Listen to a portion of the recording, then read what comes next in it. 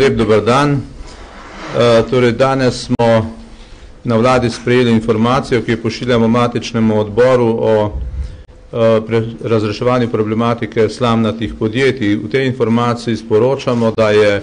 rešitev, kar zadeva Zakon o delovnih razmerjih, bila oblikovana, tudi usklajena na delovnih telesih socialnih partnerjev, da je pa na koncu potem ekonomsko-socialni svet ni potrdil,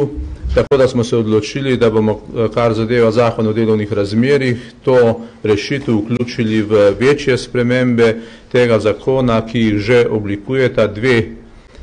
ena delovna skupina socialnih partnerjev, ki deluje pri našem ministrstvu.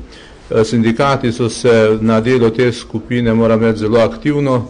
odzvali in želijo delovati od samega začetka pri oblikovanju rešitev naprej, medtem ko so delodajalci nekoliko zadržani, ker bi želeli imeti že bolj izdelane rešitve, člene in se šele potem v razpravo vključiti. Tukaj, kot vidite, smo v stalni dilemi, ali naj naredimo končno rešitev na ministrstvu in potem damo v razpravo to rešitev socialnim partnerjem,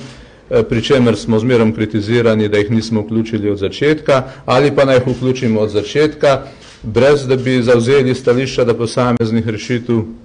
pa potem seveda posamezni socialni partnerji izražajo nevoljo, ker smo bili premalo dosledni, tako da smo v tem precepu nenehno. No, v tej informaciji tudi sporočamo, da bo Ministrstvo za gospodarstvo proučilo rešitve iz Zakona o gospodarskih družbah, ki bi tudi lahko